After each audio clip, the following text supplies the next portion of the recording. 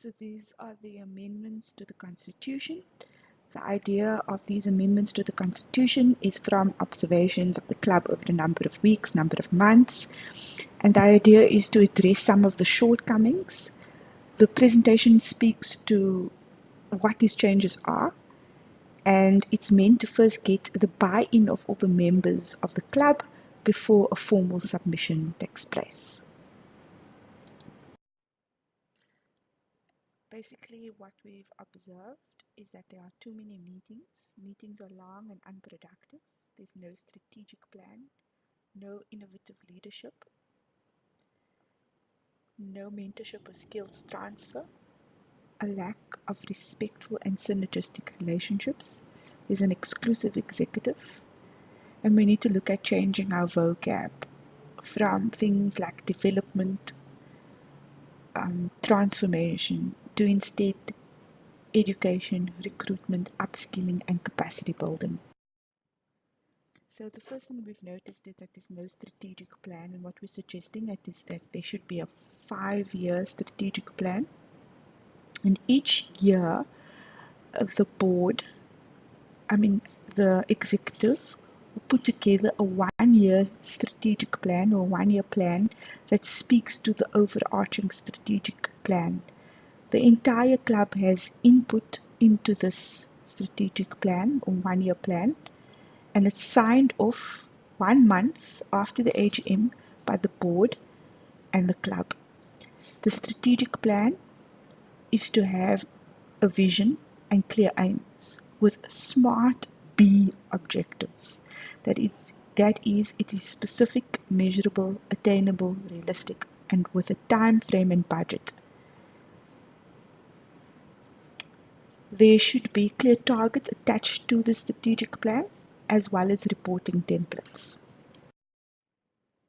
For example, these are possible target amounts, and there's a different amount called the reported amount, and that is what will obviously be reflected in proposals and documents that will go out of the club. So this is what we try to, this is the bare minimum that we should achieve, but that's our maximum target that we'd like to achieve. And so we've got for each and every section, and of course the building is something that we'll do slightly different, where we'll list a group of items together with a budget, and we'll set targets around that.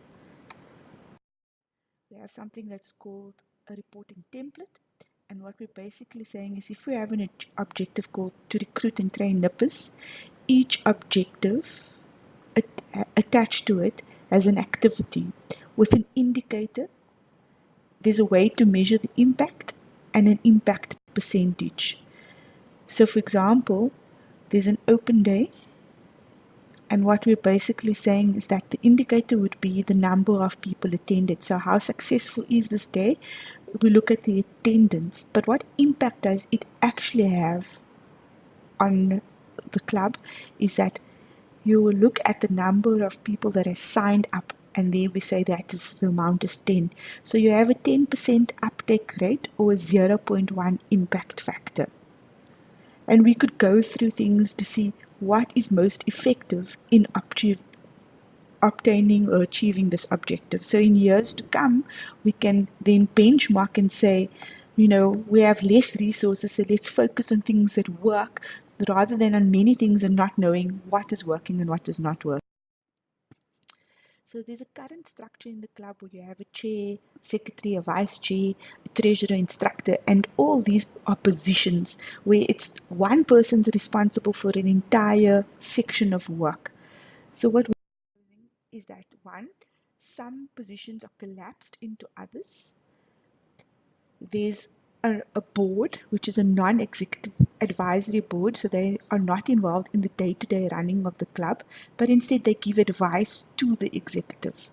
There's a chairperson who has a portfolio, a list of items that he or she needs to look after, a vice chairperson that is not only going to be mentored into the chair's position, but also has a list of items within their portfolio that they need to take care of. And likewise, for each of these positions, treasurer, capacity building, club captain, secretary, coach, and nipper. So, for example, the board has a portfolio and they contribute to fundraising. The treasurer's portfolio will include the equipment officer and the building manager, as well as looking after the day-to-day funds.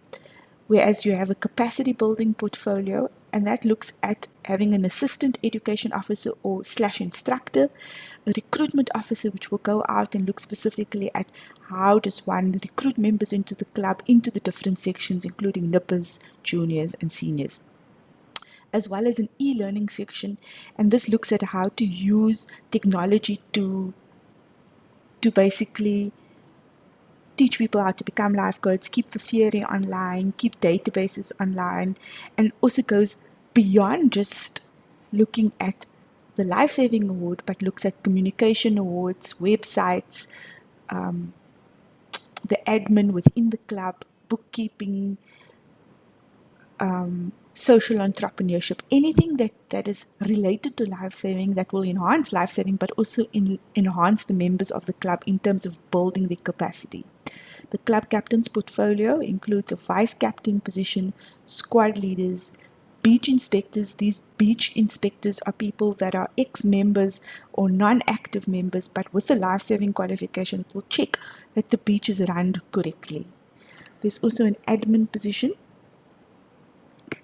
and the admin looks at things like the returns and the records, and the admin is very important to ensure that there's not a repeat of fines or people signing in incorrectly, the captain not signing off the book or the squad leader not signing off the book.